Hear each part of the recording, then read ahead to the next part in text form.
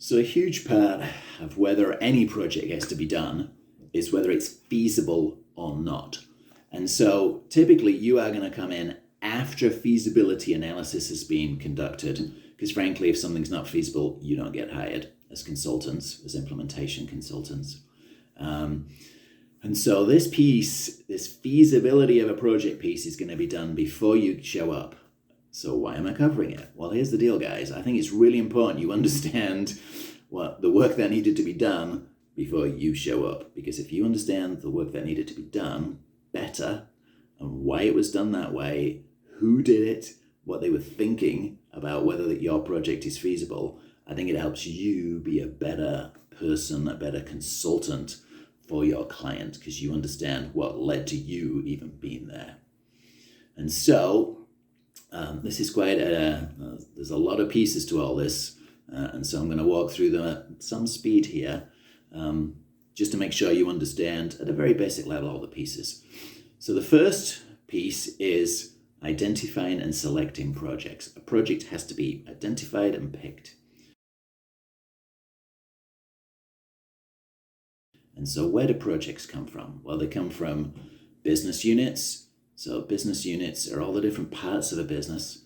And so there's manufacturing, there's finance, there's operations, there's legal, there's HR, there's compliance, there's shipping. Those are kind of basic components of a business, certainly like bedrock sandals. There's the management.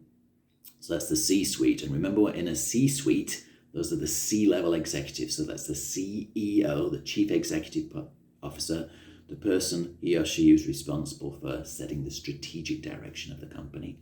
Below the CEO, we have the CFO, typically as the second in command. Sometimes it's the COO. So let's do CFO first. Chief Financial Officer. Nothing gets done without money.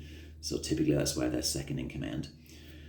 Second equal in command is the Chief Operations Officer. They're responsible for making or getting done whatever needs to get done.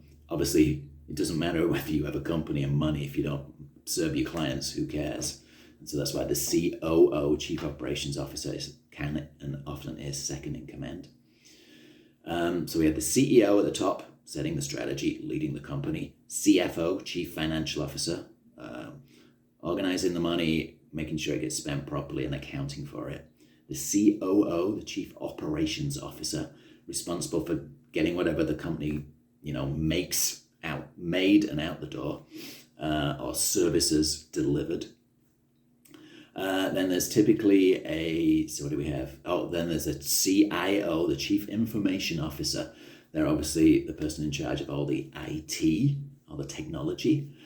There's frequently these days a Chief Marketing Officer responsible for marketing stuff, because obviously you can have a company, you can finance it, you can make the stuff, but if you don't market it, then no one even gets to find out it and buys it.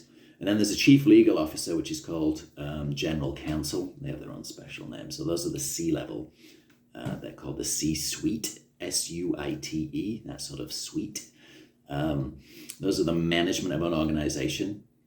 And they might, many companies, they also have formal planning groups, they have management groups, they have just these different ways of deciding whether a project should come into being or not.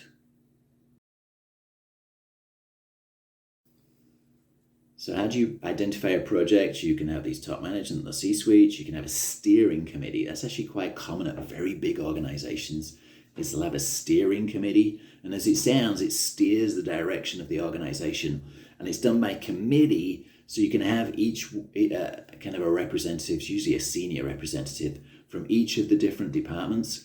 Now, this makes a lot of sense in an organization where, like Nike makes shoes, and it makes sportswear or jackets, let's say.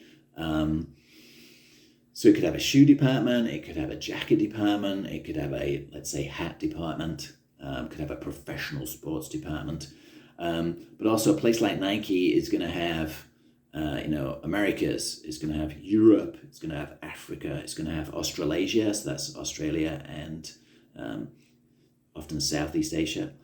So Malaysia, Singapore, that sort of places.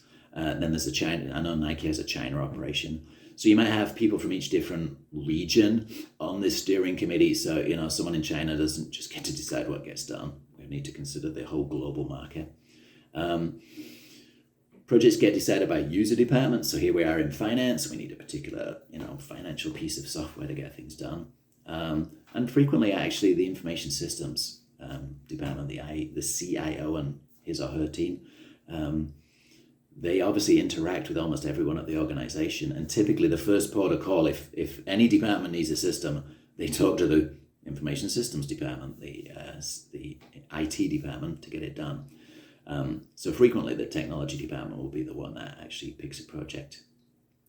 And then there's two ways we can also pick a project. We can pick it top down, as in management focuses on the goals of the organization and decides what systems we need. Or we can do bottom up, which is where each little business unit has a particular need. And you can see that there's going to be good and bad for each way. One is very strategic, kind of looks at the whole organization, but it can miss the details.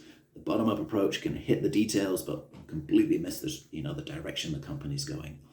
And so it's really interesting that you can have both. Almost anything, as you can imagine, has good and bad to it. And so here we have just a little chart that kind of shows that we have sources of projects, and then we have project identification and selection, which we'll go into next, and that leads to a list of projects.